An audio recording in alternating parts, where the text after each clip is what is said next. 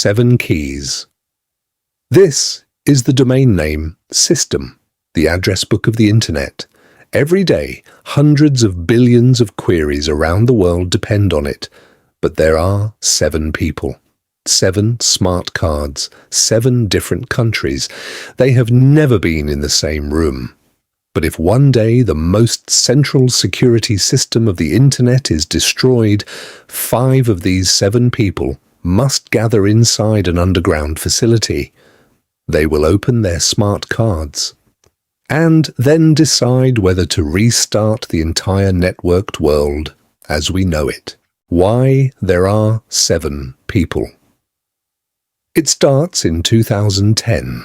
That year, a non-profit organization responsible for managing the core resources of the global Internet completed a deployment. At the highest level of the domain name system, they added a digital lock. Its name is the root zone signing key. Simpler to call it the root key or the trust anchor. The root key guarantees authenticity. When you type a web address into your browser, your computer needs to confirm that you've arrived at the real website, not a fake phishing page. The root key is the starting point of this verification chain. Computers around the world trust it. But here's the problem. This key cannot be lost, cannot be broken, cannot be controlled by any single person. If it were destroyed in a cyber attack or physical disaster, or in an even more extreme case, if the facilities storing it were bombed in a war, the chain of trust for the entire Internet would snap. So the organization turned to an encryption scheme invented in the 1970s. It splits the root key into pieces. Each piece is unique and useless on its own, but 5 pieces combined can reconstruct the full key. The scheme is called Shamir's secret sharing. 7 people were chosen. They come from different continents. Paul Kane from the United Kingdom, Norm Ritchie from Canada, Dan Kaminsky from the United States, Yao Jiankang from China, Moussa Guebre from Burkina Faso, Bevel Wooding from Trinidad and Tobago, and Andrzej Suri from the Czech Republic. Each person holds 1 smart card. The cards are sealed in transparent plastic bags with tamper-evident tape. The organization never published these people's full names or home addresses, but some of them, like Dan Kaminsky, a world-renowned cybersecurity researcher, had their identities as an open secret. From 2010 until now, 2 of them have passed away. But the system still runs, because from the very beginning the system was designed for this possibility. People die. 2 places, a cage. Within a cage. If those 7 cards ever need to be used, these 7 people, or more precisely at least 5 of them still alive, must travel to the same place. On the east coast and west coast of the United States, there are 2 backup facilities. One is in Culpeper, Virginia. The other is in El Segundo, California. Inside each facility is a dedicated ceremony room. Entering this room requires multiple keys held by different people. Inside the ceremony room is a metal cage called the secure room. It also requires dual authorization to enter. Inside the cage are 2 safes. Safe number 1 holds the hardware security module. This is a specialized device designed to store cryptographic keys securely. The module itself is sealed inside a tamper-evident bag. If it detects any physical intrusion attempt, it will automatically delete the key inside and lock itself permanently. Safe number 2 holds the backup smart cards, identical to the ones held by the 7 people. Every 3 months, the organization holds a key signing ceremony. It is both a technical operation and a ritual. Under the supervision of independent auditors, more than a dozen experts are present simultaneously. They take out the hardware module and the smart cards from both safes and use the root key to digitally sign the next quarter's operational key. The entire process is recorded from multiple angles. Starting in 2018, it was even live streamed. Anyone can watch these recordings online, but there is one exception. If one day, not because of a routine operation, but because of a disaster, if a nuclear blast destroys one of the two facilities, or a complex cyber attack paralyzes both systems simultaneously, those 7 people will be summoned. That is the recovery procedure. Survival in the real world. In 2016, Dan Kaminsky, the most famous of the 7 key holders, said something in a public talk. He said he had never met the other 6 people. They had never been in the same physical space at the same time. Not one rehearsal, not one joint tabletop exercise. Everyone's smart card stayed safely where it belonged, but the act of, if we actually need to use them, had never been fully tested. In 2021, Kaminsky passed away. The organization followed the procedure and replaced the key holder. The new person's identity was not made public. Of the 7 names on the 2010 list, by 2025, only 5 or 6 might still be alive. If someone dies, or worse, goes missing, the system has to assume the worst case and replace the shards in advance. This is a rule that is not written into any protocol. In the real world, people are more fragile than keys. Kaminsky said one other thing while he was alive. He said, these 7 people are not the rulers of the internet. They are not 7 kings. They are just 7 people holding 7 cards, sitting inside 7 containers. The tamper seals on the containers are still intact. That doesn't mean what's inside will never be needed. He just hoped he would never be needed. A procedure never tested. This system has been in place for 15 years. It has never been used in an actual disaster. That makes it a black swan procedure. Theoretically verified, but never once run in reality.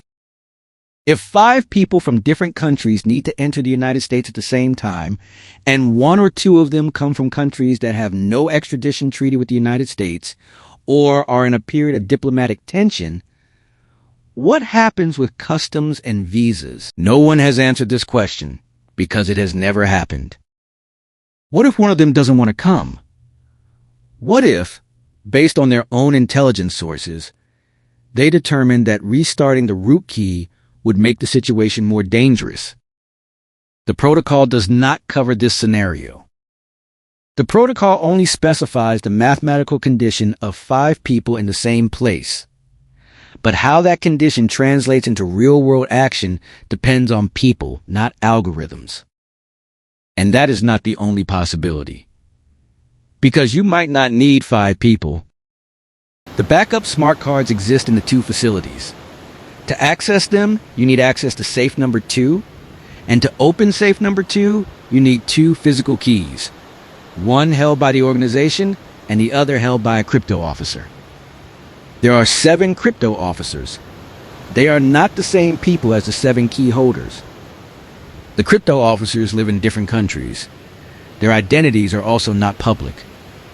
This means that even if all 7 key holders were unreachable or refused to cooperate, the organization could still summon 3 of the 7 crypto officers, enter the facility, and retrieve the backup smart cards. But there is also a backup to the backup. There is a third group of people called recovery key shareholders. They are also 7 in number, and they hold shards of the encryption key that protects the root key itself. If even the backups inside the facilities fail, then 5 of these 7 will be needed to reconstruct the storage key and then recover the root key. 3 layers, 3 groups of people, 7 in each group. No overlap between any of the groups. And the identities of these people have been intentionally obscured across different documents. Some public, some not. This is a very elegantly designed system. but its other name is no one truly knows, in full, whose hands all the control lies in. If 5 people arrive in the United States, no one knows exactly what summoned means. This part is not written in any public document. What is certain is that this procedure is designed for the most extreme circumstances. Not a server crash, not a cut undersea cable, but the root key itself being lost, destroyed, or confirmed compromised. If that day comes, at least 5 key holders need to appear in the United States at the same time with their smart cards. They will enter whichever surviving secure facility remains. In the presence of auditors, they will insert their 5 cards into a specialized device. The Shamir algorithm will regenerate the root key.